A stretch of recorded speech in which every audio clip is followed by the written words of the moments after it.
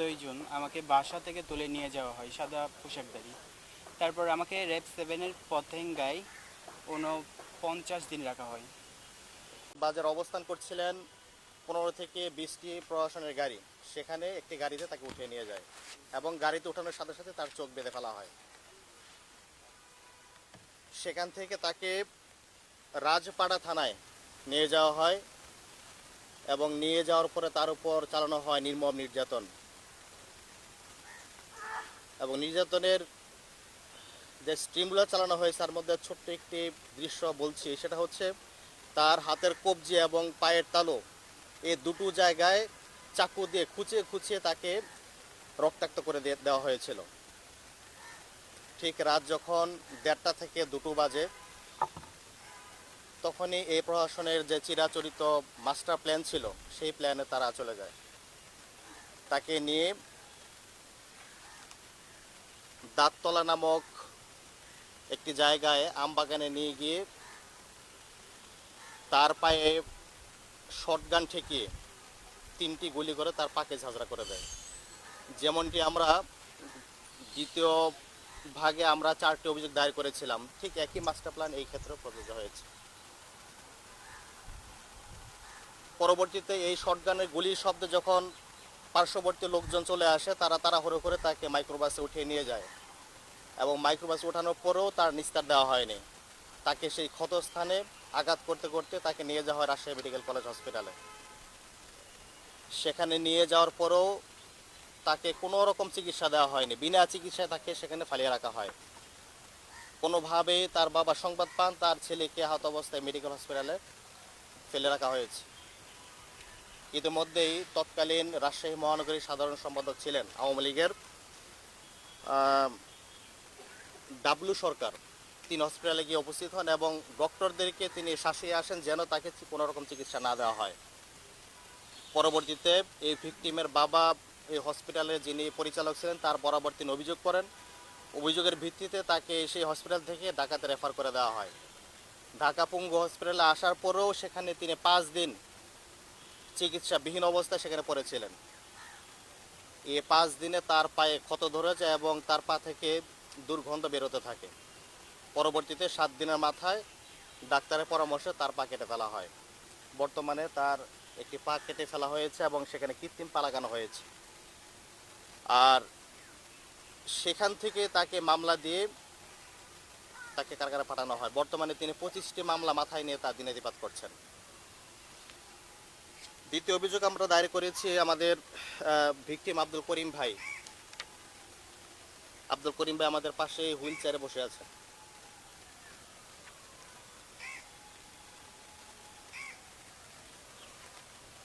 2013 সালের 3 মার্চ আল্লামা হোসেন সাঈদী হুজুরের যখন রায় হয়, রায়ের প্রতিবাদে শেখের খেল চট্টগ্রামে প্রতিবাদ মিছিল বের করা হয়। সে প্রতিবাদ শান্তিপূর্ণ প্রতিবাদ মিছিলে আওয়ামী লীগ, ছাত্রলীগ, যুবলীগ অতর্কিত হামলা চালায় এবং পুলিশের একটি বুলেট আব্দুল করিম ভাই মেরুদণ্ডে এসে আঘাত লাগে এবং সাথে সাথে তিনি সেখানে পড়ে যান। সংগঠনের ভাইদের সহযোগিতায় স্থানীয় হসপিটালে নিয়ে যাওয়া হয়। সেখানে ডাক্তার দ্রুত চট্টগ্রাম সদর হসপিটালে নিয়ে যাওয়ার পরামর্শ দেয়, কিন্তু যখন ভাইয়েরা তাকে সদর হসপিটালে নিয়ে যাওয়ার জন্য প্রস্তুতি গ্রহণ করে তখনই আওয়ামী লীগ এবং প্রশাসন তাদেরকে যেতে বাধা দেয়। পরবর্তীতে সংগঠনের ভাইদের সহযোগিতায় বঙ্গোপসাগরের পানিপথে অর্থাৎ স্থলপথে তাকে নিয়ে জলপথে তাকে নিয়ে চট্টগ্রাম সদর হসপিটালে উপস্থিত হন। সেখানে কর্তব্যরত ডক্টর যখন তাকে দেখেন তখন তিনি চিকিৎসা করতে অপারগতা প্রকাশ করেন, এই জন্য যে তার পক্ষে তাকে সুস্থ করা অসম্ভব ছিল। পরবর্তীতে দীর্ঘ চিকিৎসা পরেও তাকে আমরা এখন পর্যন্ত সুস্থ করে তুলতে পারিনি। পরবর্তীতে তাকে ঢাকাতে নিয়ে আসা হয়। ঢাকাতে দীর্ঘদিন চিকিৎসা পরে মোটামুটি সুস্থতার পথে এখন যেভাবে দেখছেন তিনি এতটুকু সুস্থ আছেন। চরম বাস্তবতা হচ্ছে যে এই ভাইটা 11 বছর যাবৎ ঢাকাতে একটি হসপিটালে চিকিৎসাধীন আছেন এখন পর্যন্ত।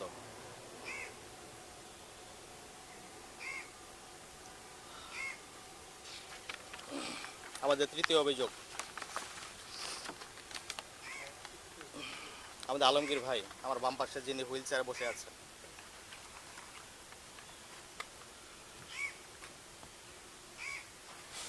28শে ফেব্রুয়ারি 2013 আল্লামা দেলোয়ার হোসেন সাঈদীর রায়ের এই প্রতিবাদে বগুড়ার শেরপুর থানার মির্জাপুর বাজার থেকে তারা একটি প্রতিবাদ মিছিল বের করে। সেখানেও এই পুলিশ, আওয়ামী লীগ, যুবলীগ এবং বিজিবি সম্মিলিতভাবে তাদের উপর হামলা চালায়। এই হামলা ফলশ্রুতিতে পুলিশের একটি বুলেট আমাদের এই ভিকটিম ভাইয়ের কানে গিয়ে আঘাত করে। মুহূর্তের মধ্যে তিনি সেখানে পড়ে যান। পরবর্তীতে পুলিশ তাকে গ্রেপ্তার করে যখন পুলিশের গাড়িতে উঠাচ্ছিলেন,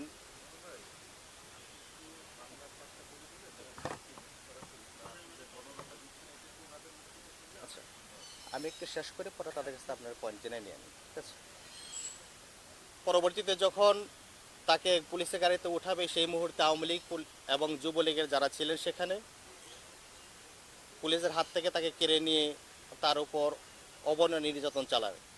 আওয়ামী লীগ, ছাত্রলীগ, যুবলীগ যারা ছিলেন তাদের হাতে হকি স্টিক, তারপর আগ্নেয়াস্ত্র, এগুলো দিয়ে তার উপর অবর্ণনীয়ভাবে হামলা চালাতে থাকে।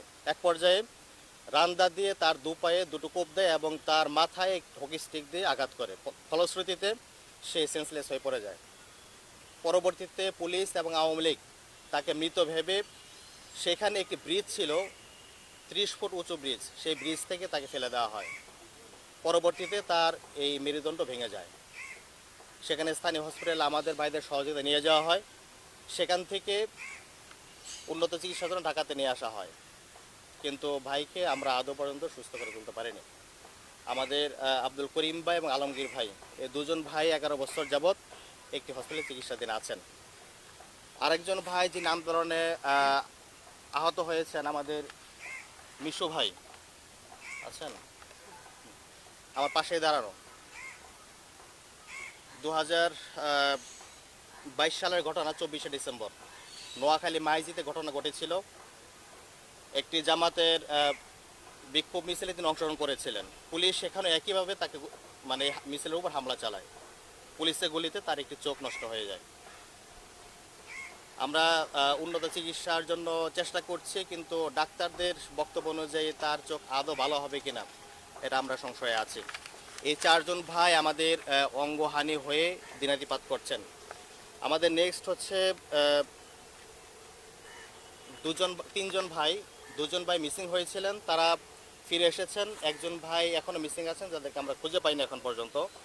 তো 5 নম্বর অভিযোগ হচ্ছে 14 জুন 2017-তে সাইফুল ইসলাম তারেক ভাই আমাদের এখানে উপস্থিত আছেন। সাইফুল ইসলাম তারেক ভাই আছেন?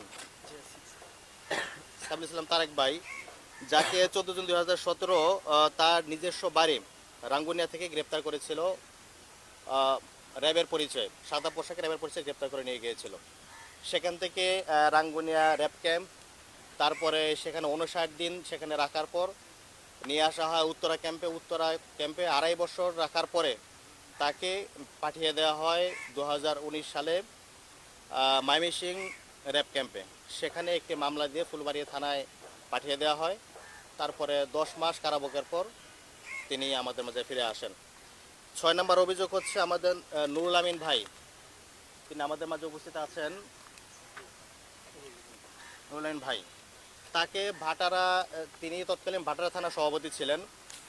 রাজশাহী বিশ্ববিদ্যালয়ে 2 জন ভাই গুম হয়েছিলেন ঢাকাতে এসে। তো তাদের এই গুম হওয়ার বিষয়ে জিডি করার জন্য গুলশান থানায় গিয়েছিলেন। গুলশান থানা থেকে বের হওয়ার পরে যখন গুলশান বাজার মসজিদে নামাজ পড়ে বের হলেন, সাথে সাথে র্যাবের পরিচয়ে সাদা পোশাকে তাদেরকে উঠিয়ে নিয়ে যাওয়া হয় এবং সেম কেস তাদেরকে উঠিয়ে নিয়ে গিয়ে উত্তরা র্যাব ক্যাম্পে রাখা হয়। তিনি 3 মাস 15 দিন গুম ছিলেন। পরবর্তীতে তাদের নুরুল আমিন ভাইকে হাত পা এবং চোখ বাঁধা অবস্থায় মানিকগঞ্জে রেখে আসা হয় এবং একই সাথে গুম হয়েছেন আব্দুল সালাম ভাই, তিনি রাজশাহী বিশ্ববিদ্যালয়ের আইন সম্পাদক ছিলেন। তাকে মানিকগঞ্জে ভোর রাতে ফেলে আসা হয়। পরবর্তীতে আমরা ভাইদেরকে খুঁজে পাই। সর্বশেষ হচ্ছে আমাদের 7 নম্বর কামরুজ্জামান ভাই, যিনি এখন পর্যন্ত মিসিং আছেন। আমরা শত চেষ্টা করেও ভাইকে আমরা খুঁজে পাইনি। তার বাড়ি হচ্ছে ঝিনাইদহ সদরে। তাকেও এই র্যাবের পরিচয়ে বাসা থেকে উঠে নিয়ে যাওয়া হয়, বন্ধুর বাসাতে উঠে নিয়ে যাওয়া হয়, কিন্তু অদ্যাবধি পর্যন্ত আমরা তার কোনো হদিস পাইনি। এ ছিল আমাদের 7টি অভিযোগ। আমরা ট্রাইব্যুনাল অভিযোগ দায়ের করেছি। আমরা আমাদের অভিমত, আমাদের প্রত্যাশা ব্যক্ত করেছি যে যারা এখনো মিসিং আছে আমরা তাদেরকে ফিরে পাবো। যারা এই ফ্যাসিস্ট আওয়ামী সরকারের নির্যাতনের শিকার হয়েছে, যারা এই ভায়োলেন্সের সাথে জড়িত ছিল, তাদেরকে শাস্তির আওতায় নিয়ে এসে এই ট্রাইব্যুনাল ন্যায় বিচার প্রতিষ্ঠিত করবে, সে প্রত্যাশা আমরা ব্যক্ত করেছি। 6 জন মিসিং আছে। কামরুজ্জামান ঘটনা হচ্ছে 17 সালের 5 মে 2017। জি, এখন আপনারা ভিকটিমদের সাথে কথা বলতে পারেন। আমাদের আমরা এটা ইতিপূর্বে বিপ দিয়েছে, নিয়ে নিতে পারবেন। জি, ঘুম থেকে ফিরে আসছেন। হ্যাঁ। জি জি।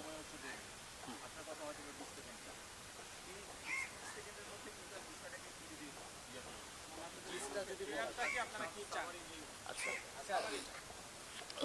জি, আমরা আজকে 7টি যে অভিযোগ দায়ের করেছি সেখানে হচ্ছে 4 জন পুলিশ নির্যাতনে তারা কেউ পঙ্গু হয়ে গিয়েছে, কেউ অঙ্গহানি হয়েছে। আর 2 জন ভাই যারা দীর্ঘদিন গুম ছিল তারা ফিরে এসেছে। একজন ভাই 3.5 বছর গুম ছিলেন, তিনি ফিরে এসেছেন। আরেকজন ভাই 3 মাস 15 দিন গুম ছিলেন।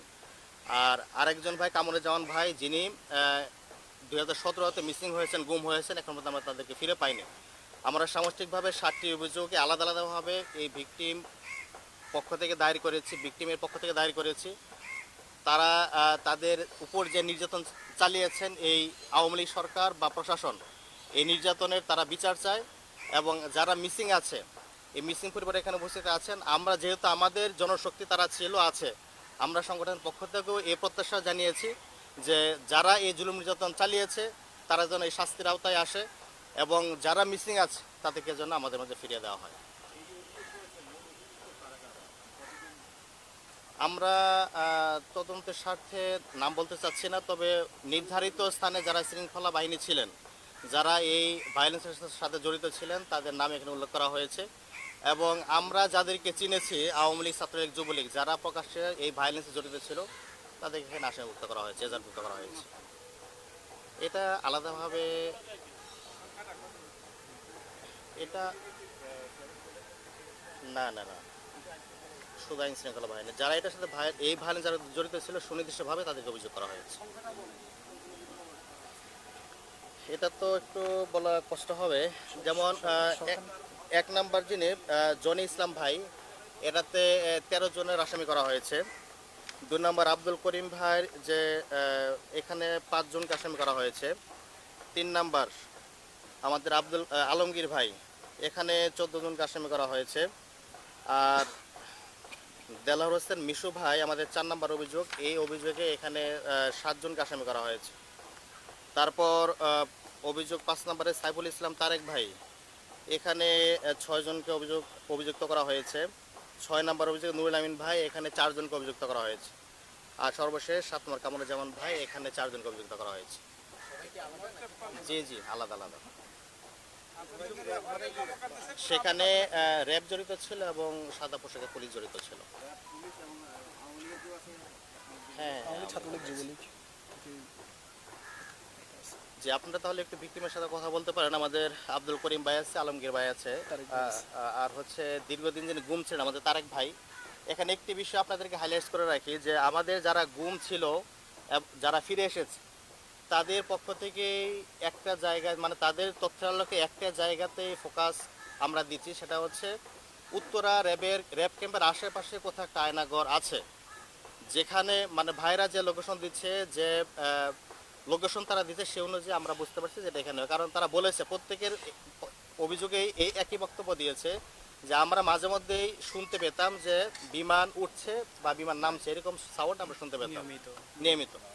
এখানে একই জায়গায় ছিলেন আমাদের এই তারেক ভাই এবং একই জায়গায় ছিলেন আমাদের নুরুল আমিন ভাই। তো যেহেতু দীর্ঘদিন ভাই গুম ছিলেন, ভাইয়ের কাছ থেকে আপনারা একটু বক্তব্য শুনতে পারেন।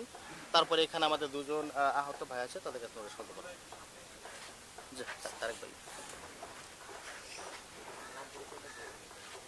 বিসমিল্লাহির রহমানির রহিম। আসসালামু আলাইকুম রহমতুল্লাহ। আমি মোহাম্মদ সাইফুল ইসলাম, আমার বাড়ি রাঙ্গুনিয়া, চট্টগ্রাম। 2017 14 জুন আমাকে বাসা থেকে তুলে নিয়ে যাওয়া হয় সাদা পোশাকধারী। তারপর আমাকে র্যাব 7-এর পতেঙ্গায় 49 দিন রাখা হয়। আমাকে গ্রেপ্তার করার 2 দিন পর জয়নুল আবেদিন ভাইকেও গ্রেপ্তার করা হয় বান্দরবান থেকে। তারপর আমাকে এখন মিসিং আছেন তিনি। তারপর আমাকে চোখ বেঁধে, অবশ্যই সব সময় আমাকে চোখ বাঁধা আর হ্যান্ডকাপ পরা অবস্থায় রাখা হতো। আমাকে নিয়ে আসা হয় এখানে হেডকোয়ার্টারের আশেপাশে কোনো একটি স্থানে, যে স্থানে আমি সব সময় শুনতে পেতাম বিমান ল্যান্ড করা আর ওঠার শব্দটা। এখানে আমাকে এমনভাবে রাখা হয়েছিল, চোখ বাঁধা, তারপর 24 ঘন্টা হাত বাঁধা, আর ভিতরে যে নির্মম নির্যাতনটা চালানো হতো, প্রস্রাব করতে দিত না ঠিকমতো, খাবারের টাইম দিত না, কথা বলার কোনো সুযোগ ছিল না। আমি বয়েস হারিয়ে ফেলেছিলাম। 3.5 বছর পর বের হওয়ার পর আমার মুখ থেকে কোনো বয়েস বের হচ্ছিল না। আমার এমন অবস্থা হয়েছিল যে প্রস্রাব করার মতো আমরা তাদেরকে ডাকলেও আমাদেরকে প্রস্রাব করতে নিত না।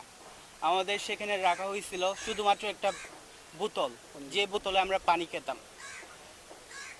পানি খেয়ে যখন প্রস্রাব ধরে রাখতে পারতাম না, সেই বোতলে আমাদের প্রস্রাব করতে হতো। আবার সেই প্রস্রাব ফেলে দিয়ে সেই বোতলে আবার পানি খাইতাম।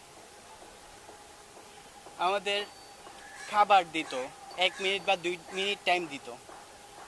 এর ভিতর যদি খাবার খেতে না পারতাম তাহলে মারধর করতো, আবার খাবারগুলো নিয়ে যেত।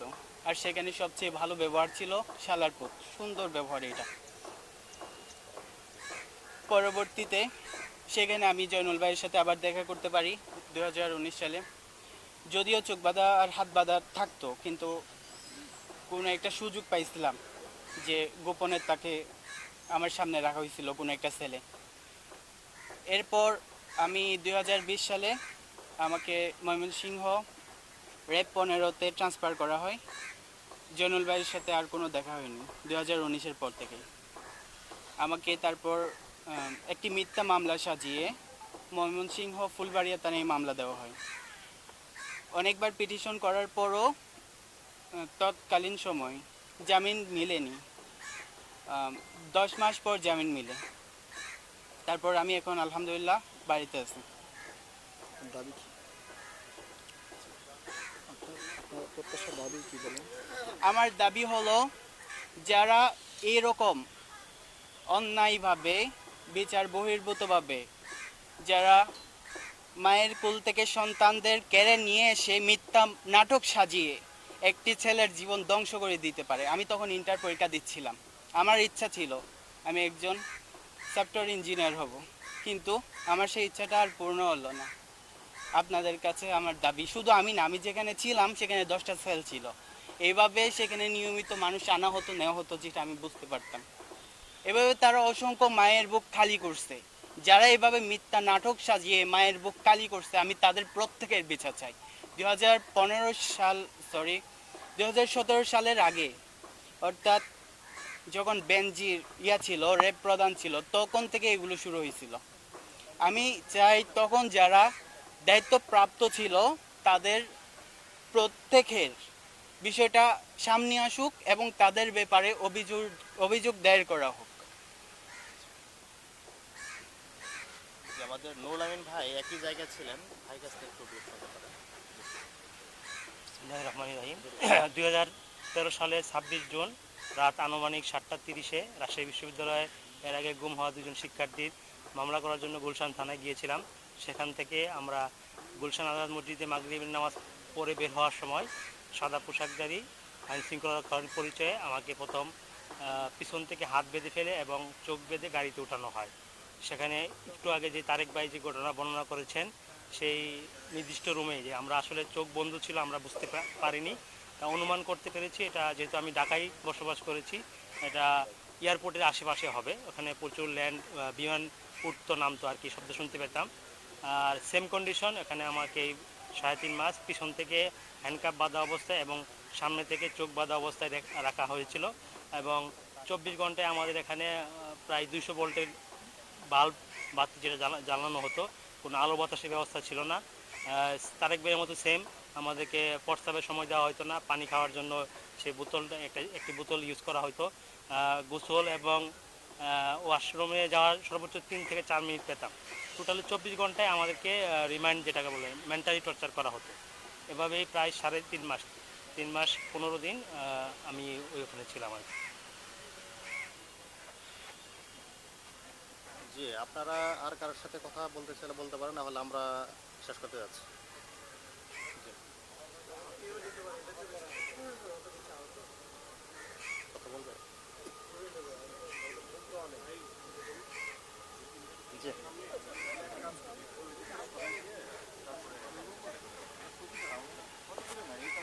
দাঁড়ানো কি সম্ভব তো হবে না ভাইদের। ঠিক আছে। আচ্ছা, একটু একটু লাউডলি বলেন। আচ্ছা, একটু লাউডলি বলুক। হ্যাঁ,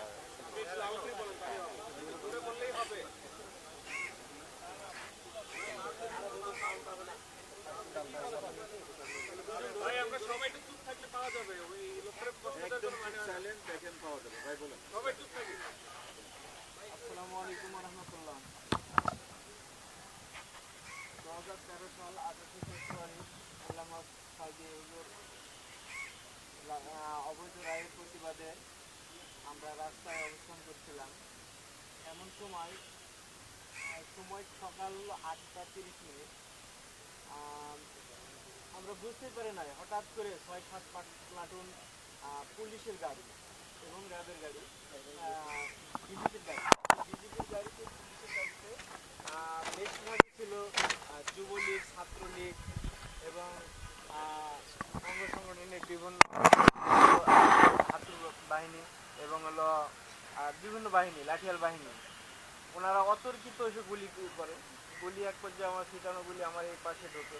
আমি তখন চোখ মুখ চেপে ধরে আমি তখন বেহুশ অবস্থায় হয়ে যাই। সবাই দৌড়ে পালিয়ে চলে যাচ্ছে। আমি তখন বসে পড়লাম, এক সাইডে বসে পড়লাম। পুলিশ এসে আমার হ্যান্ডকাপ করায়। হ্যান্ডকাপ করায় পিছনে হাত বেঁধে হ্যান্ডকাপ করায় ফেলাই, এটা টানে নিয়ে যায় কলার ধরে। কিছু দূর যাওয়ার পরে 50 গজ হবে যাওয়ার পরে ছাত্রলীগের ছেলেগুলোরা, যুবলীগের ছেলেগুলোরা দৌড়ে আসতেছে, কেড়ে নিয়ে আমার মারধর শুরু করে।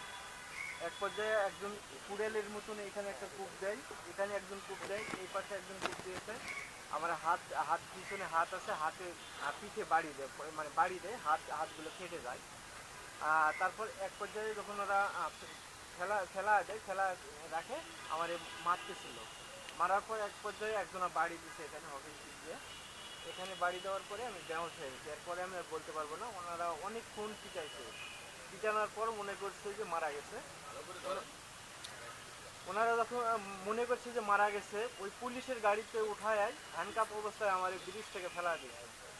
ব্রিজটা ছিল পরে ওনার দেরিয়া করছে, আনুমানিক করছে 30 ফুট থেকে 35 ফুট উঁচু হবে, উঁচু থেকে ফেলা দিয়েছে। ফেলানোর পরে আর তখন আমি বেহুশ। এক পর্যায়ে আমাদের ভাইয়েরা ওখান থেকে একটি সরকারি মেডিকেলে নিয়ে যায়। তাৎক্ষণিক একটু চিকিৎসা দিয়ে আবার ঢাকাতে পাঠানো হয়। আমার অপরাধ ছিল যে বাংলাদেশ ইসলামী ছাত্র শিবির করি, এই কারণেই আমার এত নির্যাতন, এত জুলুম বা এই শাস্তি। আমি পড়াশোনা করতাম 2013 সালে, আমার ফার্স্ট সেমিস্টার ছিল, মাস্টার্স দিতে পারি নাই।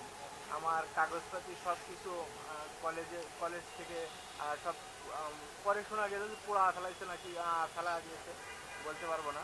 পরে শুনছি আমার 2 বছর পরে আমি পরীক্ষা দিতে চাইছিলাম, আমার পরীক্ষা দিতে দেয় নাই, পরে আর পরীক্ষা দেওয়া হয় নাই। এখন প্রত্যাশা আমার যারা নির্যাতন করেছে, জুলুম করেছে এবং এতদিন আমার যে এই অবস্থায় রাখছে, তাদের আমি বিচার চাই এবং আইনের আওতায় এনে তাদেরকে শায়েস্তা করা হোক।